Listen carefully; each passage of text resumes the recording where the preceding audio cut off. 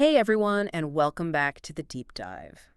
There's that old saying, change is the only constant. But let's be honest, right? Sometimes, whether you're trying a new complex recipe or maybe rearranging all your living room furniture or just dealing with that app update that, completely changes your favorite feature, it feels less like a smooth transition and more like a bit of a chaotic roller coaster. Today, we're diving into a topic that helps organizations, especially in tech, turn that potential chaos into something more like a well-orchestrated ballet. Change management. Indeed, and whether it's a tiny tweak, almost invisible, or a massive overhaul of a whole system, understanding how to manage change effectively is absolutely crucial. It's not just about surviving, it's about thriving.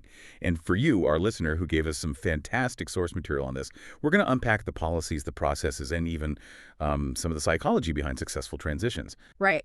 Our mission today is to really cut through the complexity. We want to pull out the most important nuggets of knowledge from your sources so you can walk away feeling not just informed, but really well-versed in how change is managed, particularly in technology, but also beyond. Think of it as your inside track. Let's get started. Okay, let's unpack this first. When we say change management in like a business or tech context, what exactly is that? Sounds kind of formal. It is a bit formal, but it's fundamental. Yeah. Uh, at its core, change management refers to the structured set of policies, the established procedures, and the resources an organization uses to govern any shift or modification. It's not just about starting a change, it's about controlling its flow, guiding it, making sure it serves the organization's goals, like quality control for how a company evolves. So basically the rule book for making changes, making sure they actually lead somewhere useful, not just more Mhm. mess. Exactly. And these changes, they can come from different places.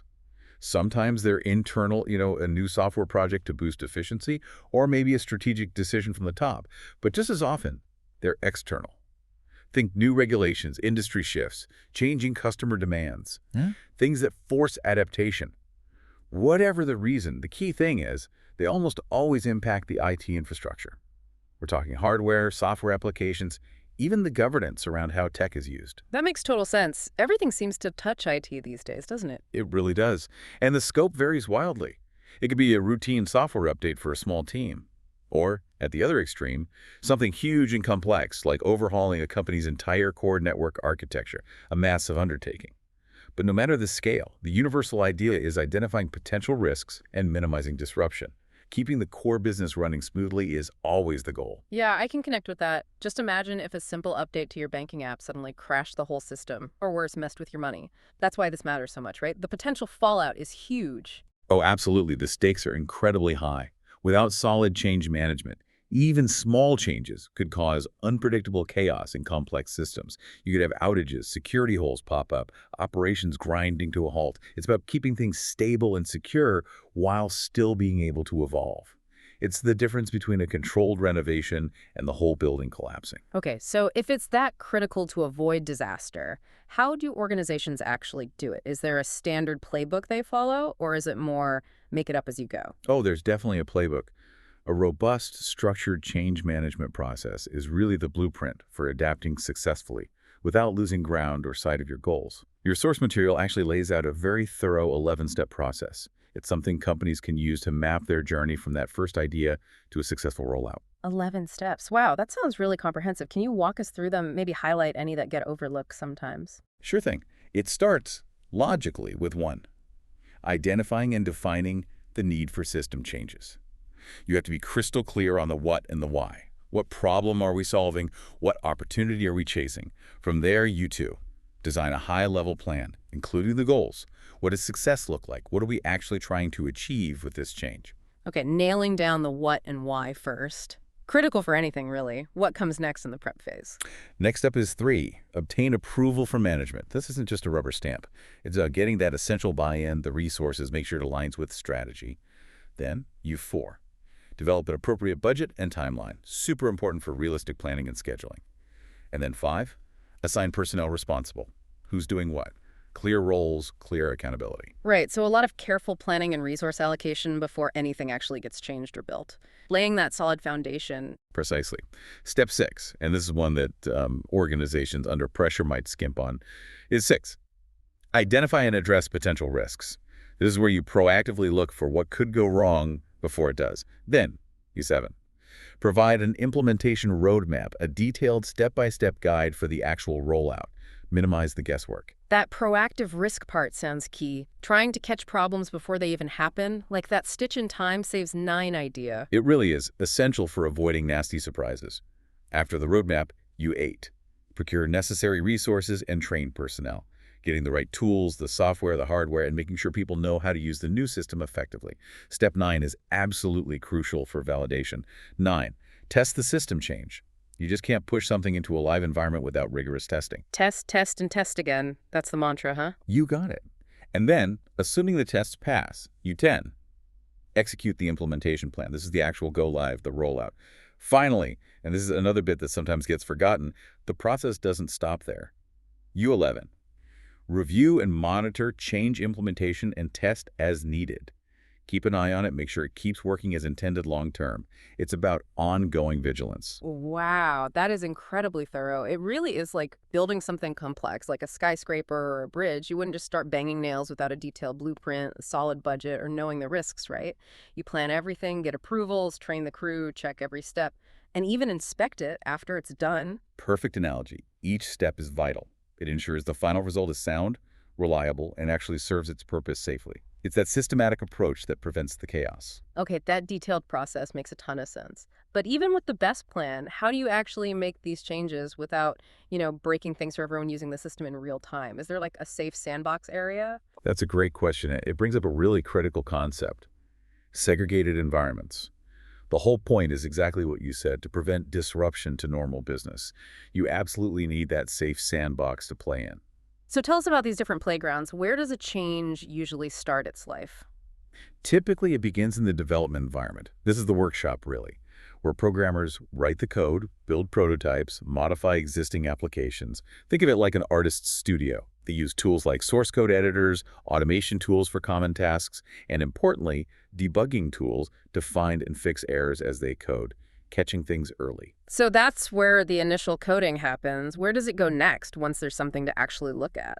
After that initial build, it moves to the testing environment. Here, developers, or often dedicated QA teams, really put the code through its paces. They test it rigorously, debug it, look for any errors or weird behavior. Now, sometimes, for smaller changes, this might just be part of the development environment. But ideally, especially in bigger organizations, it's separate. Keeping it separate ensures the focus is purely on finding bugs in code that's mostly complete, not still being actively built. It's a focused hunt for errors. Okay, dev is for building, testing is for bug hunting. What about staging? That sounds like it's getting really close to the real thing. It is. The staging environment is where you test programs in their final phases. And the key here is that this environment is set up to be as production-like as possible. It mirrors the live environment, same hardware, software configs, maybe even similar data loads. This is where you do that crucial pre-deployment testing. Functionality, compatibility with other systems, security checks, performance under load. Ah, I get it. So if production is opening night for a play, staging is the full dress rehearsal, same actors, costumes, lights, everything, running the whole show exactly as it will be performed live. You iron out those last-minute kinks before the audience sees it. Exactly. It's that final critical check before the curtain goes up. Minimizes the chance of a disaster on opening night, and then after staging, assuming everything looks good, you have the production environment. This is it, the live system, the real deal, where the application is deployed and available to your actual end users, whether they're customers or employees. Makes sense. What about disaster recovery, though? That sounds a bit different. Is it part of this development pipeline? It's distinct in its purpose, but absolutely vital for overall stability, which is what change management aims for. The disaster recovery DR environment is all about resilience.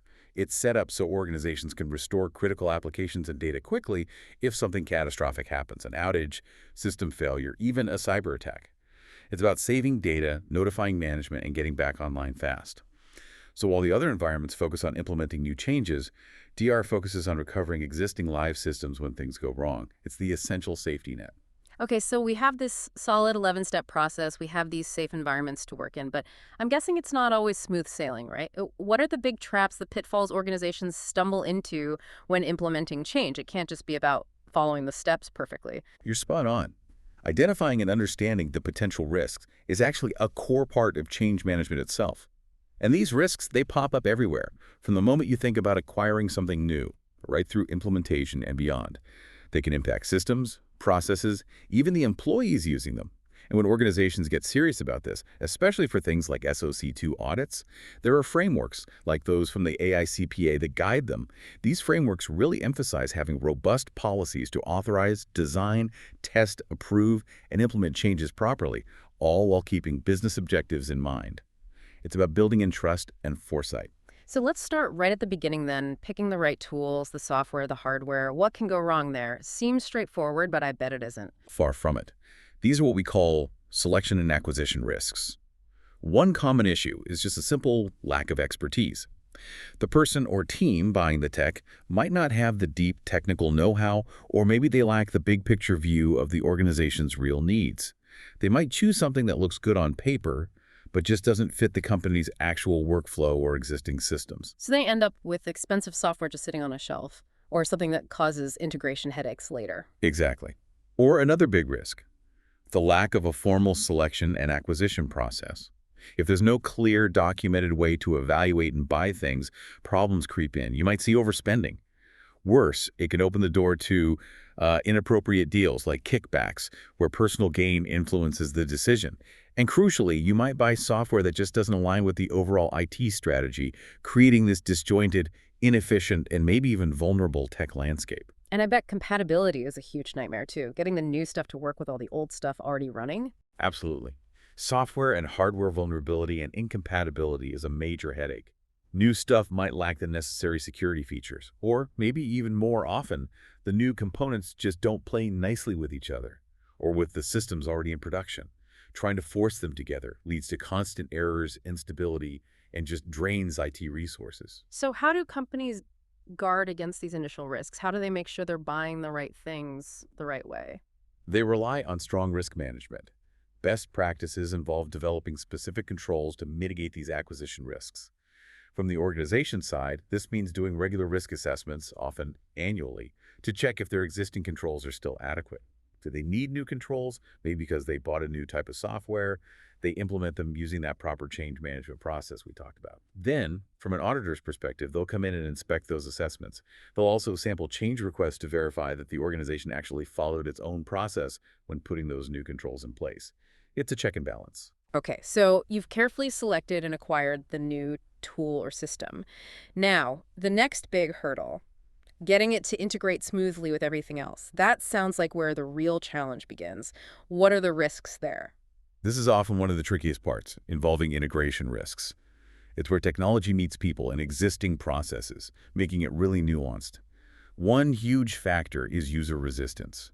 People often don't like change. They might ignore training for a new system, stick to their old ways, or just not use the new tool properly. This undermines the whole point of the change. It's massive. If people don't use it, it's useless. And I bet if management isn't visibly championing the change, that resistance just gets worse, almost like permission to ignore it. Precisely. A lack of management support is a killer.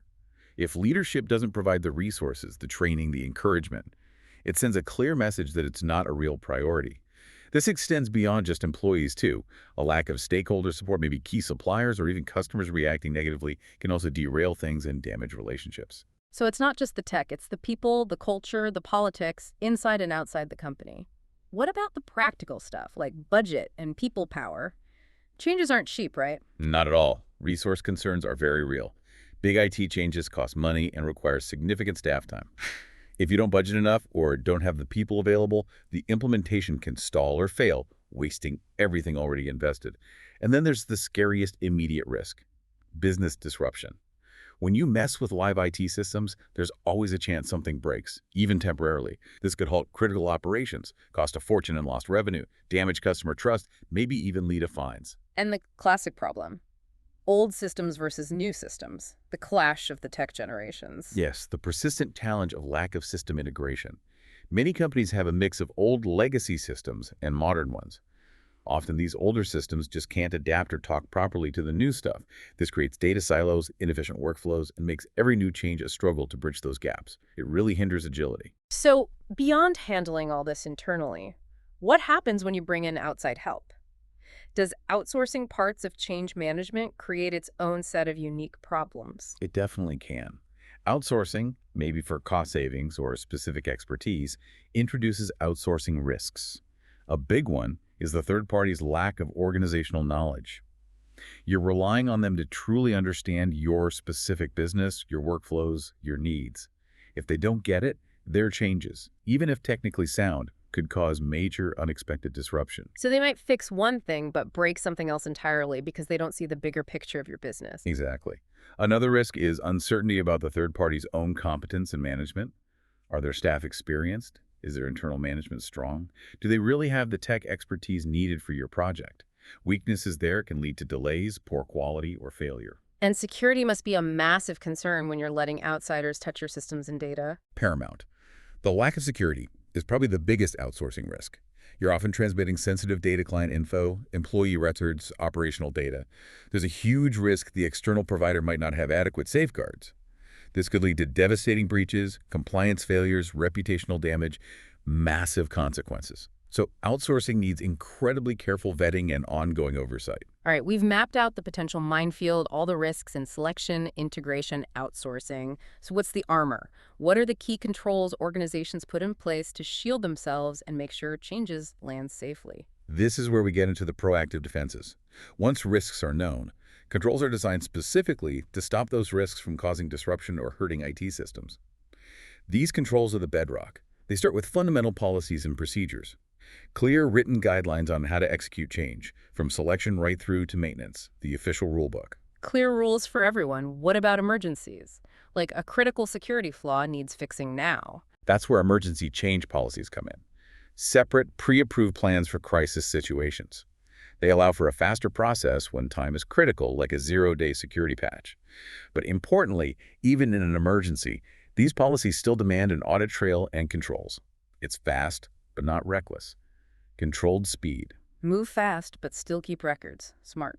What other basic controls are essential? You need standardized change requests. Using consistent forms and processes ensures changes are properly documented, tracked, and completed efficiently. Prevents confusion or missteps. And before a big change gets the go-ahead, an impact assessment is vital. This analyzes how the change will affect business activities, potential disruptions, dependencies, helps you prepare thoroughly. Know the ripple effect before making the splash. And you can't just have anyone approving big changes, surely. Needs hierarchy. Absolutely not. Authorization is key. Requiring specific approval levels, especially for significant modifications to a plan, protects against unauthorized scope creep or budget changes. This ties into separation of duties, a fundamental principle. For instance, the people who develop software shouldn't be the same people who deploy it to production. Prevents one person having too much power or ability to make unreviewed changes. Makes sense. No single point of failure or mischief. What about moving lots of data from an old system to a new one? Sounds prone to errors. It can be. That's why conversion controls are important. When migrating data or processes, these controls minimize errors, ensuring data integrity during the switch. And maybe one of the most comforting controls, reversion access. Sometimes, despite testing, things go wrong live. So you need the ability to quickly roll back to revert to the previous system or process before the problematic change. An undo button for the whole system sounds like a lifesaver. How do they actually enable that quick rollback? A common method is parallel implementation. You temporarily run both the new system and the old system side by side. If the new one hiccups, you immediately switch back to the old one without much downtime. This strategy makes pre-implementation testing even more crucial. You test exhaustively before going live, usually in that staging environment we talked about, to catch issues. Test before launch? What about after it's live? Is testing done then? Not quite. After deployment, you do post-implementation testing. This involves checking transactions or processes in the new system against how they worked in the old one. Validates that the change worked correctly without unintended side effects. And finally, there's ongoing monitoring. Regular reviews after implementation ensure long-term success, catching any delayed issues, maybe weekly at first, then monthly or quarterly as things stabilize. That's a serious set of defenses, layers of protection. But how do organizations make sure these specific changes don't accidentally weaken their overall internal security posture, the controls they have for everything else? That's a crucial point. For audits like SOC 2, organizations must assess how any change could impact their entire internal control system.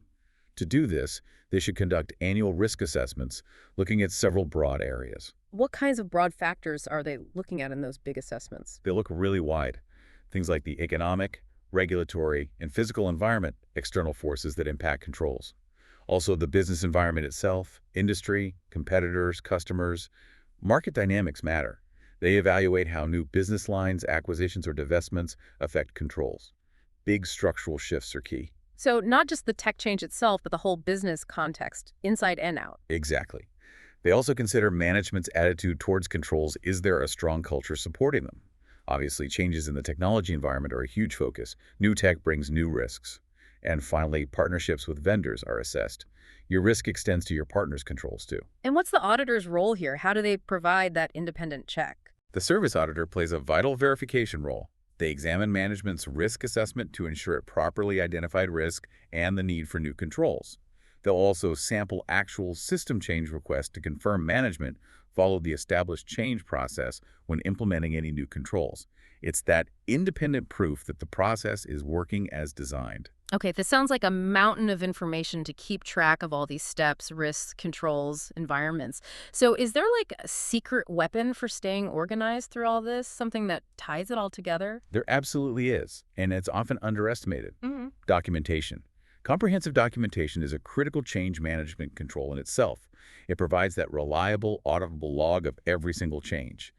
Good documentation is fundamental for tracking and managing changes efficiently, effectively, and crucially, compliantly. It's the system's memory. So it's not just what you did, but proving how and why you did it. Precisely. Meticulous documentation helps everyone understand how a system functions, how it was built, and how it evolves over time. This history is invaluable for troubleshooting, tracing back changes to find the root cause of a problem. It's essential for staff training, getting new people up to speed. And it helps improve system performance by analyzing the impact of past changes. Having a clear starting point helps any journey, right? How does that idea apply here in documentation? It starts with establishing a baseline configuration. This means defining a consistent, known, secure starting point for systems before changes are applied. Changes are then deployed from this baseline. It serves as a benchmark. You can compare current performance against the baseline to see if things improved or degraded. Super useful for spotting trends, finding root causes, and objectively evaluating if a change was actually effective. Without a baseline, you don't really know what normal is. Knowing normal helps you spot abnormal or improved. How do they actually capture these baselines practically? A couple of common ways. Using checklists is one. Starting from the baseline, each step taken is time-stamped on the checklist. Provides a clear, linear audit trail. Another powerful method is baseline images.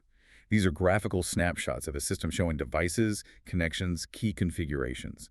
As changes happen, the image is updated. Comparing the before and after images gives an immediate visual understanding of what changed. And can you use these baselines to actually measure success or failure? Beyond just seeing the difference. Definitely.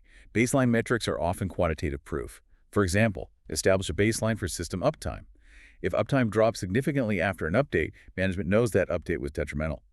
Similarly, if resource utilization spikes, meaning the new system needs way more power for the same tasks, or if failover time increases, backup systems take longer to kick in during an outage, those are objective signs the change was unsuccessful. Clear, measurable feedback. And what about just knowing exactly what you have in the first place? Every piece of hardware, every software license. That's where a comprehensive system component inventory comes in. It's a detailed, living list of everything in your IT environment. Hardware, software, peripherals, you name it. It should include info, like the purpose of each component, its location, current status, if it's working right.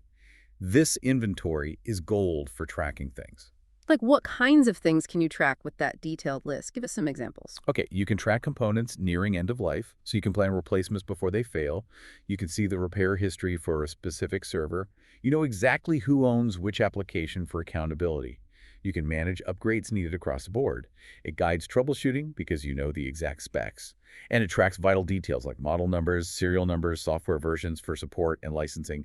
It's basically the up-to-date map of your entire IT world. Okay, once the plans are set, controls documented, inventory updated, how do we know it's all actually working? It really does come back to testing everything, doesn't it? It absolutely does. Testing is the ultimate proof. Every system needs ongoing change management testing, not just when it's new, but continuously. This ensures new systems and updates to old ones don't cause functional problems or open up security holes, and testing always needs careful review, plus that mechanism to reverse changes if needed. So what's the core goal of all this testing? What are organizations trying to achieve? Really, three main things. First, does the software operate as expected based on its requirements? Simple validation. Second, it's about actively finding problems, errors, defects, missing pieces, security gaps, the bug hunt. And third, critically, does the final product actually meet the business needs and the user requirements identified way back at the start? Does it solve the right problem? Validation, discovery, confirmation. Is there a standard process for doing this software testing within the change framework, a general roadmap? Yes, there's a fairly standard seven-step process. 1. Establish a testing plan, roles, responsibilities, timeline. 2. Identify and prioritize key areas to test focus on critical functions, high-risk bits. 3. Determine the test type and objectives. What are we testing for specifically? We'll get into the types later. 4. Execute the tests. Run through the planned scenarios. 5. Log results and identify defects. Document everything found meticulously. 6. Report findings and fix defects promptly. Get the issues resolved. And finally, 7. Perform ongoing monitoring to review all testing and confirm updates were successful long-term. That sounds like a huge coordination effort. It seems like you'd need a dedicated team or maybe even a formal board overseeing all this. Exactly. And that's best practice. A formal Change Advisory Board, CAB, is highly recommended. Their job is pivotal planning changes, but also responding if things go wrong. The CAB approves changes, ensures documentation, notifies users, and deploys resources for testing and response. So they're the central command for change, and I assume they're also the guardians of those separate environments we talked about, making sure developers aren't touching production. That's a core duty. The CAB enforces controls for segregated environments, like the strict rule. Developers never access production directly. Operators managing production never access development. It prevents accidental or unauthorized changes in live systems. They also use automatic notifications for code changes, tools to manage code review and deployment securely. This really circles back to that Lasso Co. example. How would a CAB have stopped that specific problem? This makes the why so clear. Lasso is the perfect, stark example. Remember, they had that separate dev environment with replica client data, good practice. The mistake. A new developer temporarily turned off a control that stopped test data from going to actual payers. So real claims, already paid, got resubmitted from the test environment because of this disabled control. Disaster. Double payments, audits, angry clients, and Lasso didn't even catch it internally until the client screamed. Precisely. It went uncaught internally for way too long. Here's the aha. A formal CAB with proper controls would likely have prevented it entirely. Disabling such a critical control, especially one impacting payments, would have needed explicit CAB approval, which it likely wouldn't have received. Or, at minimum, robust monitoring tied to the CAB would have immediately flagged that critical configuration change, even in the test environment. Managers would know instantly. That immediate alert saves hours of client cleanup, prevents audits, allows faster recovery. The CAB is that central defense layer against these kinds of catastrophic oversights. Powerful lesson. But what if, despite all the planning, testing, CAB oversight, something still goes wrong live? Is there really an undo button? Ideally, yes. That's rollback. Reversing unwanted changes that slipped into production. When it happens, you act fast. Notify users before reversing to avoid lost work. And executing it requires that complete, accurate inventory of system configurations we talked about earlier. You need to know the exact state to revert to. After the rollback, you do post-implementation reviews again, confirming the reversal worked and the system is stable. Test everything or use sampling. Okay, it makes sense. And finally, when we talk about all this testing, how do they categorize it? What are the specific kinds of tests they run at different stages? Good question. There are several common types, each with a different focus. First is unit testing. This looks at the smallest piece of code, a single function, a method.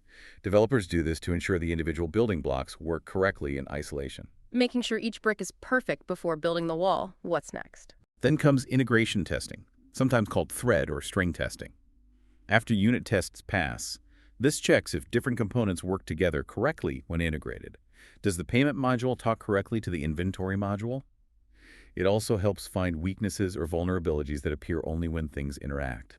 Essential for planning future maintenance, too. Okay, making sure the bricks fit together to make a stable wall, then the test of the whole structure. That's system testing. This verifies that the entire completed application, with all its modules combined, works as designed. Focuses on overall functionality, performance, security. often done by a separate QA team to find major flaws before release. It's the full-scale test drive. And the final, perhaps most important test from the user's perspective. That would be acceptance testing. This is the quality assurance phase that determines if the application actually meets the end user's requirements and the business needs. Does it solve their problem? Does it work in their real workflow? This can involve beta testing with a sample of actual customers or end-user testing with employees who will use the system. The goal is to confirm it not only works technically, but works for the people using it and achieves the business goals. Acceptance criteria here are key, like 99.9% uptime or users complete task X in under 3 clicks. They define what success really means. So moving beyond the specific steps and tests, are there different overall philosophies, like big strategic approaches organizations use for managing major changes? Two main schools of thought, maybe? Yes, exactly. Two common and contrasting methodologies really dominate, especially originating from IT, but applicable more broadly: waterfall and agile. Their core difference really boils down to how they handle flexibility and adapt to change during a project. Okay, let's start with waterfall. Sounds kind of traditional, maybe more rigid. How does that one work? Waterfall is very sequential. Think of tasks flowing downwards, one after the other, like water over falls. Each phase must be fully completed and signed off before the next phase can begin. One team finishes their part based on the previous team's documented agreement, then hands it off.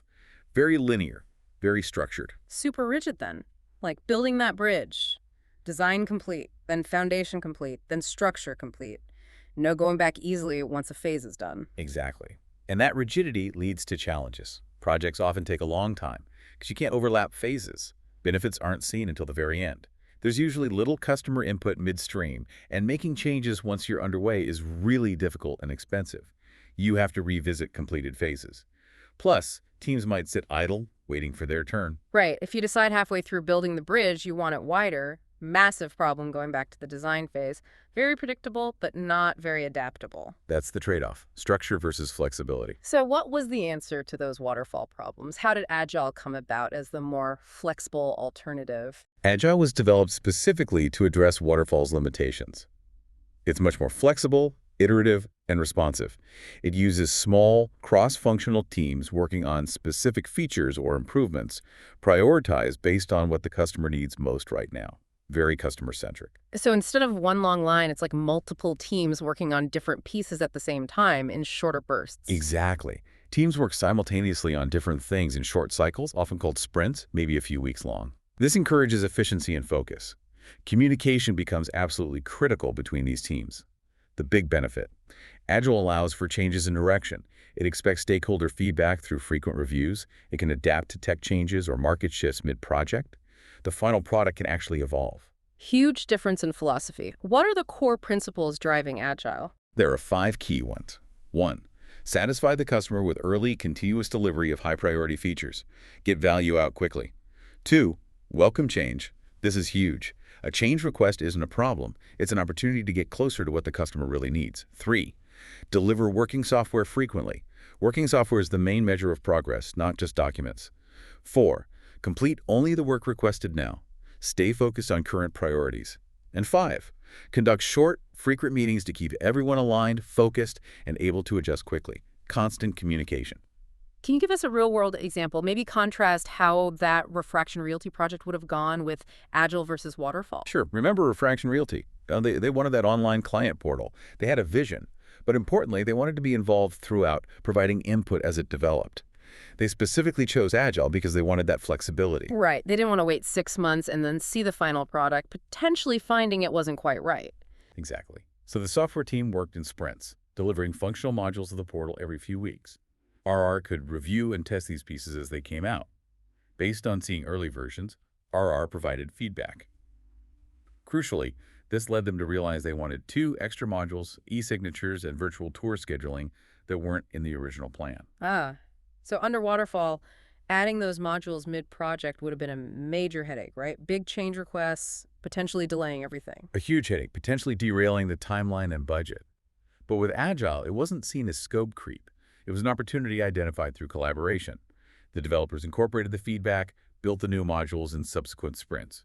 Because RR was involved constantly, there were minimal big surprises or major rework needed at the end. They launched successfully. The aha moment is how Agile treats change, not as a disruption, but as a chance to get closer to the ideal solution by embracing feedback. It's designed for that interaction. It fundamentally shifts the view of change from an obstacle to a valuable input. Okay, beyond building entirely new systems or making huge changes, there's that constant day-to-day need for maintenance and security on what you already have. Which brings us to patching, right? We all click update on our devices, but there's a whole organizational process behind that. Absolutely. And it's a critical part of ongoing change management, patch management. It's the systematic process of finding vulnerabilities, bugs, or performance issues in software or hardware, and then deploying fixes or patches, usually between major version releases. The benefits are huge. Promoting system security by closing known holes attackers could use, and enhancing smooth, reliable operation. It's essential preventative maintenance for IT. Preventative medicine for your tech. So what does a good patch management process look like inside a company? It involves several key steps. First, evaluating new patch releases. Vendors release patches constantly. IT needs to assess these, figure out the impact on their specific systems, and plan the implementation carefully. Second, effective processes often involve using a vulnerability scanning tool. These tools proactively scan the organization's own systems for weaknesses, helping them find issues before a vendor even releases a patch, moving from reactive to proactive. So you're not just waiting to be told there's a problem, you're actively looking for weaknesses yourself. That's a big shift. It is. The third step is crucial for avoiding self-inflicted wounds. Testing patches in a test environment. Just pushing patches live without testing is risky. Organizations test them in a non-production environment like staging to make sure they don't break anything, hurt performance, or cause compatibility issues. Bigger companies often do this rigorously for critical systems. After successful testing comes approving and deploying patches, usually during scheduled downtime to minimize disruption. And then the final check. Make sure it actually worked. Yes, verifying patches deployed. After deployment, you confirm the patch installed correctly and the system is working as expected. This is followed by ongoing monitoring to catch any subtle delayed issues. It sounds very organized, which is good, but I can see a potential downside to that predictability, especially if attackers know your schedule. You've hit on a fascinating point. It's a double-edged sword. Many vendors have regular patch schedules, like Patch Tuesday. This helps organizations plan. But sophisticated attackers know these schedules too. They might plan an attack to exploit a vulnerability the very day it's announced, knowing it takes time for organizations worldwide to test and deploy the fix. There's always that window of exposure. So the very thing that helps defenders plan can also signal opportunity to attackers. That's tricky. And I assume auditors scrutinize this patch process. Oh, yes.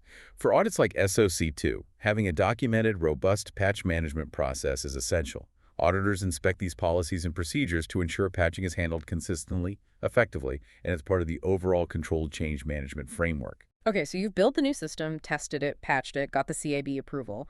Now, how do you actually switch over from the old one? How do you cut the cord? Are there different ways? This is the final leap into live operation. And yes, organizations have several strategic options for system conversion, moving from one information system to another.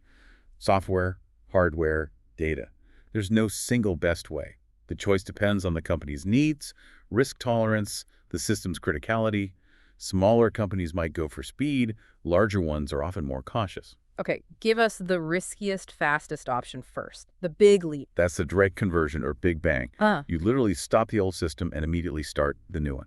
Flip a switch. The huge risk. If the new system fails or has major bugs, business operations could be severely crippled or even stop entirely until it's fixed or you somehow revert. Imagine an online retailer doing this. If the new site fails, sales stop instantly. High risk, high speed if it works. No safety net. What's the complete opposite, the most cautious approach? That would be the parallel method. Here, you run the new system and the old system simultaneously for a period. Both process the same information. Massive safety net if the new system falters, the old one is still running. The big downside, it requires immense effort. Staff have to operate and reconcile two systems. Very resource intensive, but very safe. Double the work, maybe for months. Ouch.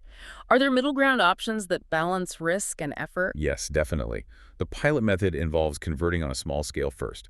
Implement the new system for just one department, one location, or a small group of users, while the rest of the organization stays on the old system. This lets you test and validate in a real but limited environment before a full rollout.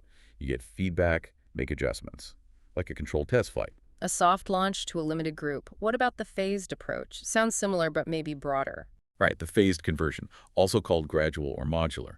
Instead of one pilot group, you gradually transition workloads, users, or specific modules to the new system over time, while the old one keeps running. Very useful for companies with multiple locations, implement site by site. Or complex systems, implement module by module. You learn and adapt as you go, reducing cumulative risk. Roll it out piece by piece. And can companies mix and match these, create their own custom strategy? Absolutely. That's the hybrid approach, combining elements of direct, parallel, pilot, and phased to create a custom strategy perfectly tailored to their specific project, risk appetite, and resources. It offers the most flexibility to find the optimal balance. So we've followed the change all the way through. Defining it, planning, mitigating risks, controls, documentation, deciding how to flip the switch. But it all comes back to testing in the end, doesn't it? What are the final strategies to make sure it really works, and how do they handle those unexpected hiccups? Testing truly is the ultimate proof and final safeguard. Every system needs ongoing change management testing, not just once, but continuously. It's about ensuring new systems and updates don't cause functional issues or security vulnerabilities. And it always requires review and, crucially, that mechanism for reversal, the rollback capability. Prepare for success, but also for problems. What's the core purpose of this final round of testing? What are they ultimately aiming for? Three key things again. First, does the software operate as expected? Technical validation. Second, find any remaining errors, defects, missing pieces, gaps, the final bug hunt. Third, does it meet the business and user requirements? Does it actually solve the problem effectively? And the general process for this final testing is still that 7-step approach. Generally, yes. 1, establish a plan. 2, prioritize areas to test. 3, determine test type and objectives. 4, execute the tests. 5, log results, identify defects. 6, report findings, fix defects. 7, monitor post-implementation. The cycle continues. And the Change Advisory Board, the CAB, is still central here, overseeing this final validation and response. Absolutely critical. CAB oversees this final stage.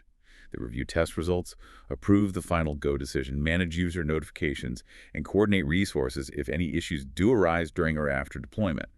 They ensure that crucial separation of duties is maintained right to the end.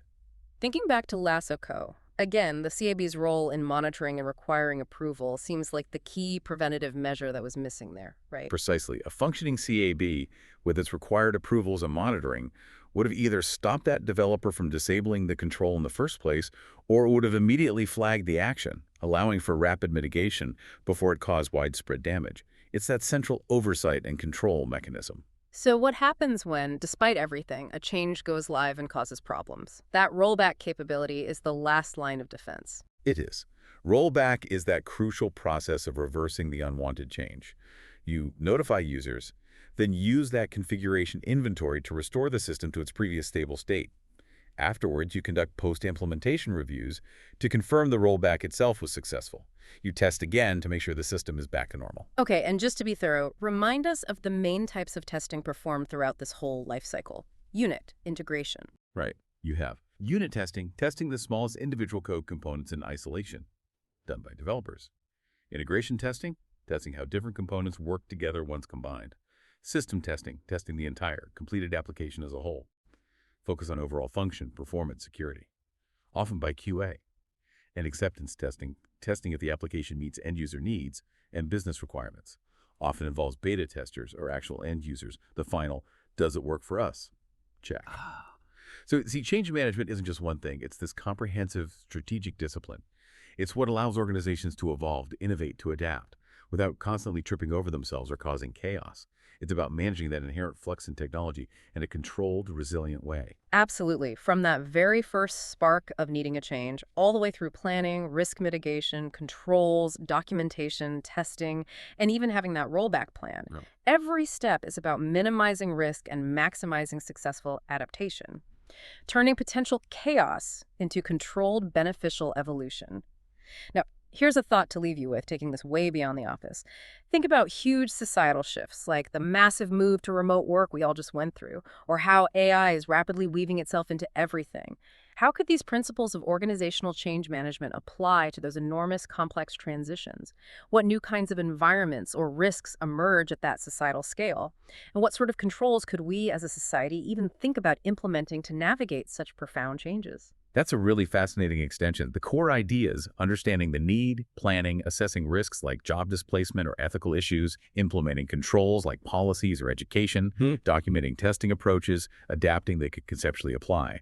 The scale and complexity are vastly different, of course, but the fundamental challenge of managing change responsibly remains. Something definitely worth pondering as you continue your own deep dives.